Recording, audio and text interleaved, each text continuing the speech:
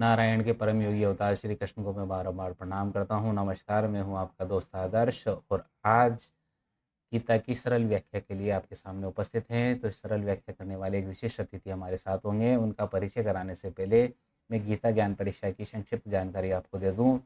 गीता परीक्षा करवाने के लिए हमने एक मैत्री सेवा संघ नाम का एक संगठन बनाया है, जिसका ये प्रयास है कि बच्चों में धर्मनिष्ठ, कर्तव्यनिष्ठ और नैतिक शिक्षा युक्त शिक्षा अ, पाठ्यक्रम के साथ-साथ मिलती रहे। इसके लिए हम कक्षा 9 से 12 तक के बालकों को निःशुल्क गीता पुस्तक उपलब्ध करवाते हैं और डिजिटल सामग्री के लिए ये वीडियो हम उपलब्ध करवाएँगे।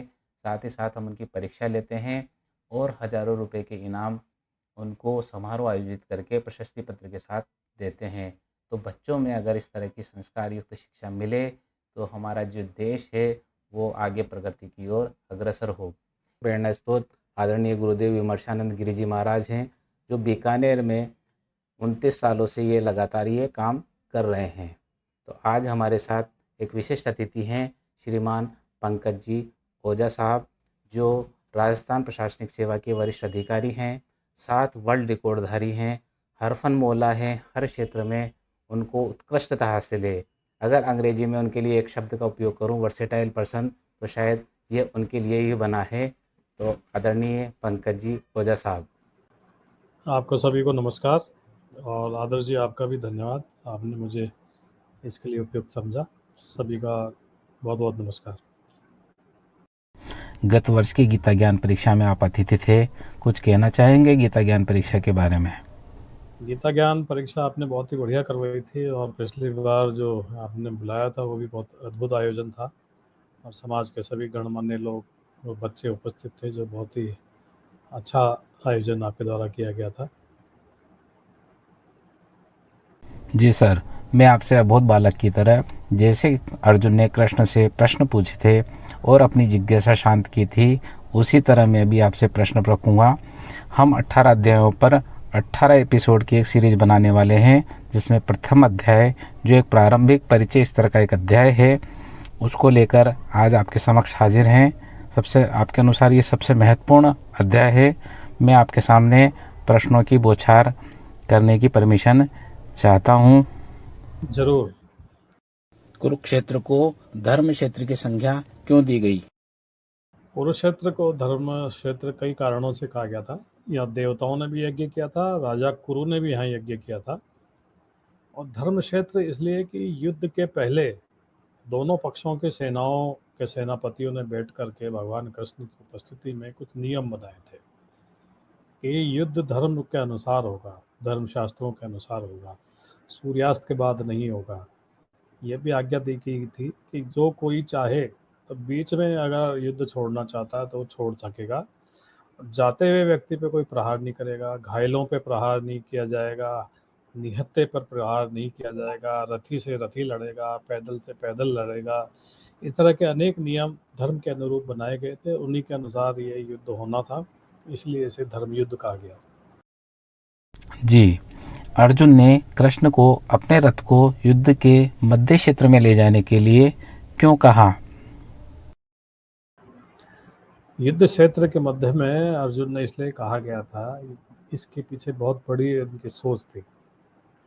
जब भी हमें जीवन में जो आसन्न सबसे बड़ी विपत्ति सामने खड़ी हो और उससे हमें लड़ना हो, मुकाबला करना हो या उसके संघर्ष करके उसके पार जाना हो, तो सबसे पहले कॉमन सेंस की बात है कि हम ये जान लें कि उसकी गहराई क्या है, उसके एस्पेक्ट्स क्या हैं, क्या क्या चीज़ों का सामना करना पड़ सकता है, क्या चुनौतियाँ हो सकती है, हमारा अपना बल क्या है, हमारी ताकत क्या है, सामने विरोध के रूप में कौन विरोधी हैं, दुश्मनों की ताकत कितनी है और किस तरह से मोर्चेबंदी कर सकते हैं, क्या क्या चालें चली जा सकती है, उनकी रिसोर्सेज क्या है।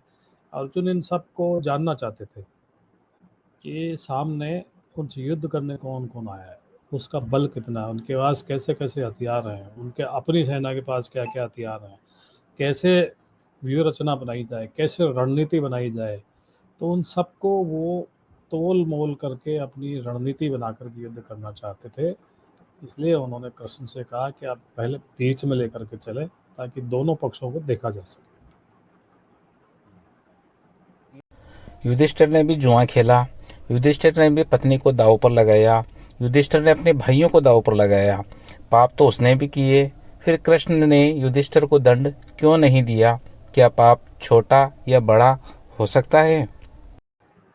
पाप तो पाप ही होता है, छोटा बड़ा तो क्या होता है। लेकिन उस काल में एक परंपरा थी, तो राजपूत काल में भी कुछ परंपराएं थी।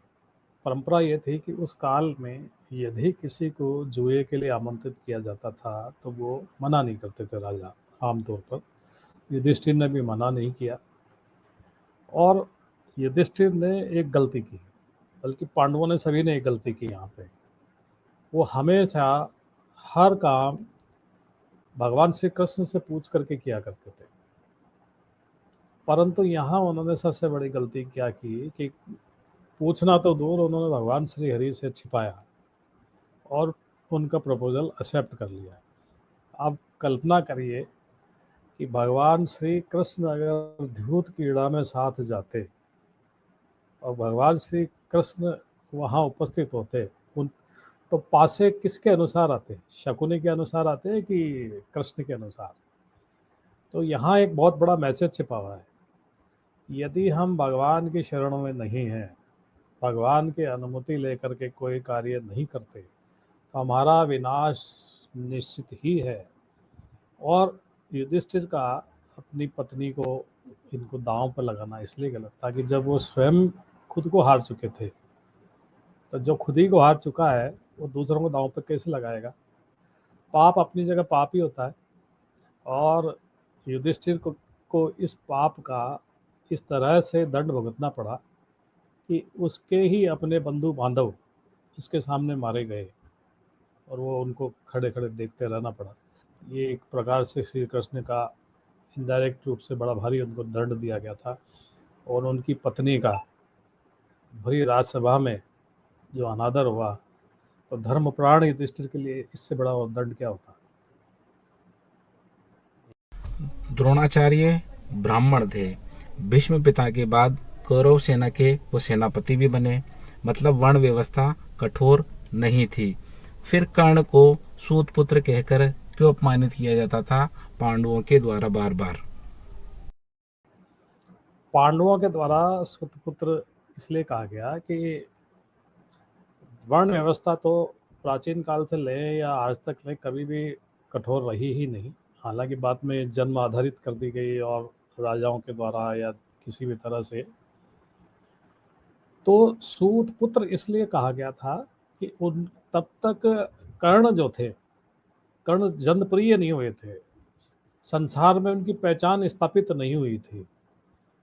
तो उनका नाम राधे था या कर्ण था ये लोगों को पता ही नहीं था। उनको इसी रूप में जाना जाता था कि जो रथ चलाते थे उनके पिता जो सूत थे, उनके पुत्र के रूप में। तो सूत पुत्र गाली नहीं थी, बेसिकली अपमान नहीं था, वो एक संबोधन मात्र था। जैसे किसी को उसके पिता के नाम के अनुसार संबोधित कर दिया जाए, उसी तरह से उनका संबोधन था, ये गाली नहीं थी। गाली तो आज हम मान रहे हैं कि उन्हें गाली दी गई, वो तो उनकी पहचान जब स्थापित हो गई तो उसके बाद किसने कहा सूतपुत्र? और सूतपुत्र बाद में अगर किसी ने कहा तो सिर्फ उनको चिढ़ाने के लिए कहा कि ये इस बात से चिढ़ते हैं तो इनको ये कह के चिढ़ाओ। तो ये कारण थे। हास्य और परिहास तो हर युग में रहे, तो वहाँ भी हास्य और परिहास बाद में हुआ। लेकिन जब उन्होंने लोक मान्यता स्थापित कर ली कि इनसे बड़ा रथी महारथी और धनुर्धर कोई नहीं है, तो उसका पूरे जगत ने उनका सम्मान किया। यूं कह सकते हैं प्रतिद्वंदिता के रूप में कहा जाता था, जैसे कॉलेज के साथ ही मजाक हाँ, करते हैं। हास प्रयास तो हमेशा होते रहे, अपमान के रूप में नहीं था। अपमान में तो यदि कोई गाली दी जाती तो बात थी, ये तो उनके अपने जब लोक मान्य हो गए तो उनको धनुर्धर महारथी के रूप में, जो जिनके परशुराम जैसे गुरु रहे, तो अपमान के तो विषय ही नहीं। प्रथम अध्याय में अर्जुन के बारे में गुड़ाकेश शब्द आता है। अर्जुन को गुड़ाकेश क्यों कहा जाता था? गुड़ा यानी निद्रा, और निद्रा को जीतने वाले अर्जुन, तो उनकी ये सिद्धि उन्होंने प्राप्त की थी। उन्होंने नींद को जीत लिया था, तो एक नाम उनका गुड़ाकेश भी प्रचलित हुआ। और यही विद्या विश्वामित्र जी ने राम और लक्ष्मण जी को भी दी थी जब वो ले गए थे। तो उनको भी नींद को जीतने की, तो आप 14 वर्ष तक फिर लक्ष्मण जी वनवास के समय जगते रहे, नींद नहीं ली उन्होंने। तो अर्जुन के पास भी ये विद्या थी, इसलिए उनको गूढ़ाकेश कहा गया। गूढ़ा यानी निद्रा। प्रथम अध्याय में वर्ण शंकर दोष शब्द आया है। कृष्ण ने अर्जुन से कहा है तुम में वर्ण शंकर दोष आ गया है।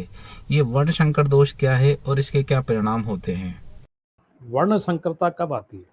हमारे आज भी तो विवाह किया जाता है, तो ये कोशिश की जाती है कि जो गोत्र हैं, सगोत्र, सहगोत्र में विवाह नहीं हो, माता का, पिता का, दादी, नानी, इनके गोत्रों को टाला जाता है।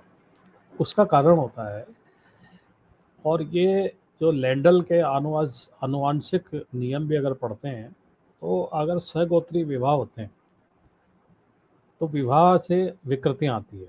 जब वो युद्ध होगा तो विनाश होगा। विनाश में पुरुष मारे जाएंगे, स्त्रियां हो जाएंगी। फिर उनके जो भी संबंध जिन पुरुषों से बनेंगे, तो उन पुरुषों के गोत्र क्या होंगे, उनके गोत्र क्या होंगे, अगर ये ध्यान नहीं रखा जाएगा, विधि का ध्यान नहीं रखा जाएगा, शास्त्रों के नियमों का ध्यान नहीं रखा जाएगा, तो जो होने वाले बच्चे हैं वो वर्ण संकर होकर के उनमें विकृतियां पैदा हो जाएंगी। इसलिए भगवान कृष्ण ने कहा था कि अगर तुम ये रक्षा नहीं करोगे तो इसी तरह की समाज में विकृतियां होंगी, वर्ण संकर बच्चे पैदा होंगे और फिर पूरी उसमें विकृति हो जाएगी। इसलिए ये बात उन्होंने कही थी। अर्जुन के रथ पर महावीर हनुमान की ध्वजा लगी हुई थी, इसके क्या निहितार्थ थे? जब युद्ध होना था तो युद्ध में अर्जुन के सामने उस समय के दुनिया के सबसे बड़े बड़े महावीर थे, जिसमें भीष्म पितामह, द्रोणाचार्य, कृपाचार्य, दुर्योधन, कर्ण और भी बड़े बड़े महारथी। तो उनके जो अस्त्र शस्त्र थे, उनके जो तीर थे, अगर हनुमान जी उस रथ पर विराजे हुए नहीं होते तो उनके एक एक प्रहार से योजनों दूर उनका रथ चला जाता। इसलिए भगवान कृष्ण की आज्ञा से महाबली हनुमान को ध्वजा के ऊपर बैठाया गया, ताकि उनका रथ इतने भी भारी अस्त्र शस्त्र चलाए जाएं। आज के दौर में अगर माने तो अगर मिसाइल का प्रहार हो तो रथ कितना पीछे चला जाएगा, लेकिन क्योंकि भगवान महाबली हनुमान थे तो कितने भी अस्त्र शस्त्र की उन पर बौछार हुई तो वो रथ हिला नहीं, वहीं का वहीं बना रहा। इसलिए महाबली हनुमान को उस पर बैठाया गया था। बहुत सुंदर। अर्जुन युद्ध से पूर्व क्यों हतोत्साहित हो गए थे, जबकि मत्स्य युद्ध में उसने पूरी कौरव सेना के महारथियों को हरा दिया था? तो क्या अपने युद्ध में वो क्यों हतोत्साहित हो गए थे? हतोत्साहित होने के बारे में अगर बात करें थोड़ा सा विस्तृत, तो ऐसा महाबली कैसे हतोत्साहित होगा जिसने इस युद्ध की तैयारी 1 साल तक की, और भगवान कृष्ण की आज्ञा मानकर जब युद्ध निश्चित हो गया तो कृष्ण ने कहा था कि शस्त्र चाहिए तो भगवान महारुद्र के शरण में जाना पड़ेगा। तो उन्होंने शिव की साधना की, उन्हें प्रसन्न किया और ढेर सारे अस्त्र शस्त्र प्राप्त किए थे, युद्ध की तैयारी की थी। और मानसिक रूप से इतना मजबूत व्यक्ति हतोत्साहित होगा, ये सोचना मैं तो उचित नहीं समझता हूँ। ये सब जो उन्होंने किया ये उनकी अपनी एक रचना थी कि भगवान श्री कृष्ण से प्रश्न किए जाएं, वो उत्तर दें, और आम जन का कल्याण के लिए उस युद्ध क्षेत्र में गीता निकले, जिससे बाद में पीढ़ियां उनको पढ़ पढ़ के तरती रहे। तो गीता को अगर अपन ढंग से पढ़ते हैं तो कहीं भी नहीं लगता कि अर्जुन हतोत्साहित है, बल्कि ये आपको जरूर लगेगा कि ये भगवान श्री कृष्ण से बार बार प्रश्न करके कुछ न कुछ निकलवाना चाह रहे हैं। इस रूप में मैं इस गीता को समझता हूँ। अतः मैं नहीं मानता कि अर्जुन हतोत्साहित थे, बल्कि जन कल्याण, मानव कल्याण के लिए उन्होंने ऐसा दर्शाया और भगवान कृष्ण से उन्होंने सारी गीता निकलवाई। लेकिन आजकल की युवा पीढ़ी बहुत जल्दी हतोत्साहित हो जाती है। विशेषकर हम कोटा की बात करें तो कोटा कोचिंग में पढ़ने वाले जो बच्चे हैं वो आत्महत्या तक कर लेते हैं, या ऐसे स्टेज में पहुंच जाते हैं कि वो डिप्रेशन में चले जाते हैं। गीता क्या मैसेज दे सकती है, इसके बारे में विस्तार से जानना चाहेंगे।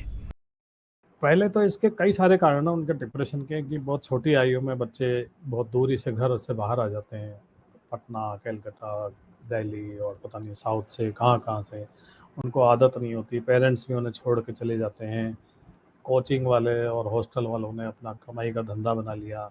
वहाँ पे अगर बच्चों से बात की जाती रहे, या जो कोचिंग वाले हैं या हॉस्टल वाले हैं, अगर ये बात करते रहे कि बेटा तुम्हें जो भी बनना है वो बनो, लेकिन तुम्हें निराश नहीं होना है, क्योंकि जीवन में बड़े रास्ते हैं, उनकी काउंसलिंग होती रहे, समझाया जाता रहे, तो ये चीज़ें होने से बचाया जा सकता है। और गीता अगर उनकी कोचिंग के साथ साथ अगर पढ़ाई जाए बच्चों को, चाहे बहुत ही संक्षिप्त रूप में, तो गीता तो कर्म का उपदेश देती है और शरणागति सिखाती है। पहला अध्याय से लेके अंतिम अध्याय गीता का शरणागति में ही हुआ है। वो ये बताती है कि आप अपने कर्म करिए, परिणाम क्या होगा ये ईश्वर पर छोड़िए। हो सकता है जिधर आप जाना चाहते हैं उससे भी बेहतर चीज़ें आपके जीवन में आने वाली हो, आपका इंतज़ार कर रही हो। अगर गीता का उन्हें थोड़ा बहुत भी अनुभव कराया जाए, बताया जाए, भगवान कृष्ण की शिक्षाओं के बारे में थोड़ा बताया जाए, या ऐसा वातावरण बनाया जाए, तो ये चीज़ें परिवर्तित हो सकती हैं और संख्या इसकी कम हो सकती है। गीता को सिलेबस में शामिल किया जाए, आपका क्या मानना है? मेरा ये मानना है कि जो भी कोचिंग इंस्टीट्यूट्स हैं, हॉस्टल्स वाले हैं, उनको संक्षेप रूप में गीता के व्याख्यान करवाने चाहिए, उनको मोटिवेट करना चाहिए साप्ताहिक। और ऐसा वातावरण बने कि हाँ, थोड़ा-सा बच्चे उधर डाइवर्ट हों कि हाँ, ये जीवन का परम लक्ष्य नहीं है कि हम डॉक्टर या इंजीनियर बन जाएँ। क्योंकि कई गोल्ड मेडलिस्ट भी हैं जो डॉक्टर, इंजीनियर बन के गोल्ड मेडल भी ले लिए, लेकिन कुछ कर नहीं पाए। और ऐसे भी उदाहरण हमारे हैं कि जो अपने फॉर्मल एजुकेशन को पूरा नहीं कर पाए बच्चे, और आज वर्ल्ड लेवल पे नाम है उनका। ऐसे अनेक ड्रॉप आउट्स हैं जो आप वर्ल्ड की सबसे बड़ी कंपनीज को चला रहे हैं। इस तरह की अगर काउंसलिंग बच्चों की होती रहे, तो ये निराशा वाली स्थिति से बच्चे बचे रहेंगे। बहुत साधुवाद। अब मैं प्रथम अध्याय का सार आपसे जानना चाहता हूँ। संक्षिप्त में प्रथम अध्याय का सार हमारे दर्शकों को आप बताएं। गीता शरणागति से शुरू होती है, और अर्जुन ने भगवान श्री कृष्ण ने घोषणा कर दी थी कि मैं युद्ध नहीं लड़ूंगा, लेकिन अर्जुन जाते हैं, तब भी वो कहते हैं कि मैं युद्ध नहीं लड़ूंगा, अब बोलो तुम। बोले कि मुझे आपकी सेना की भी आवश्यकता नहीं है। फिर उन्होंने कहा कि मैं तो हथियार भी नहीं उठाऊंगा। उन्होंने कहा ठीक है। लेकिन अर्जुन को पता था कि यदि भगवान ही मेरे इस पाड़े में है, मेरी तरफ खड़े हैं, तो दुनिया की ऐसी कौन सी ताकत है जो मुझे हरा सकेगी। कितने बड़े धनुर्धर, कितने बड़े महाबली सामने खड़े हों तो क्या, भगवान अगर मेरे साथ है तो मैं तो युद्ध जीतूंगा ही। और उनकी इस दृढ़ विश्वास ने उनको न सिर्फ युद्ध जिताया, बल्कि लोकमान्य बनाया। और पूरे विश्व में अर्जुन, अगर महाभारत का युद्ध नहीं होता, तो आज अर्जुन को भी हम जिस रूप में जानते हैं, महाबली, महाधनुर्धर और सबको समाप्त कर देने वाले, इस रूप में हम नहीं जानते। उस विपत्ति से वो लड़े, उस संघर्ष से वो निखर कर आए। तो पहला अध्याय ये बताता है, इसमें और मज़ेदार बात है वैसे देखें तो, कि वो बात करते हैं कि मैं आपकी शरण में हूँ, लेकिन वो शरण में नहीं है। उनमें विषाद पैदा हो गया कि सामने दादा खड़े हैं जिनकी गोद में खेला हूँ, ताऊ जी खड़े हैं, ताऊ जी का बच्चा खड़ा है, मेरे भाई बहन खड़े हैं, मेरे गुरु हैं, और मेरे मामा, रिश्तेदार, ढेर सारे लोग खड़े हैं। तो किक करते विमूढ़ हो गए कि क्या मैं थोड़ी सी प्रॉपर्टी के लिए और के लिए इन सबको मार डालूं। तो एक विषाद सा पैदा होता है, जो आपने शुरू में बात की। अगर साधारण मानव मान करके अपन बात करें, तो ऐसा उन्होंने जताया कि इन सबको कैसे मार पाऊंगा। और वहीं से वो भगवान कृष्ण को शरण में आते हैं। हालांकि दूसरे तीसरे अध्याय में हम जाएंगे तब देखेंगे कि वो यहाँ शरणागति में नहीं है, क्योंकि शरण में आने के बाद तो आदमी वही करता है जो उसे कहा जाए। जैसे हमारा कोई मित्र हमसे कहे कि यार मैं तेरे भरोसे हूँ और तू बता मैं क्या करूँगा, तो हम उसे कहते हैं तू ऐसा कर ले, सब ठीक हो जाएगा। लेकिन अर्जुन भगवान कृष्ण की यहाँ बात नहीं मान रहे हैं, लेकिन साथ में वो ये भी कह रहे हैं मैं आपकी शरण में हूँ। तो यहाँ से फिर बात शुरू होती है। 9वें अध्याय में भगवान श्री कृष्ण फिर कहते हैं कि तुम शरण में आ जाओ, नहीं आते। अंत में वो 18वें अध्याय में जाकर के शरण में आते हैं कि हाँ मैं अब आपकी शरण में हूँ। तो ये पहला अध्याय यही बताता है कि संघर्षों को देख करके हारो मत, भगवान जब तुम्हारे साथ है तो जीत तुम्हारी होगी। आपका बहुत बहुत साधुवाद। प्रथम अध्याय के बाद शीघ्र ही हम द्वितीय अध्याय को लेकर गीता के मर्मज्ञ पंकज जी भाई साहब के साथ उपस्थित होंगे। आपका बहुत बहुत धन्यवाद।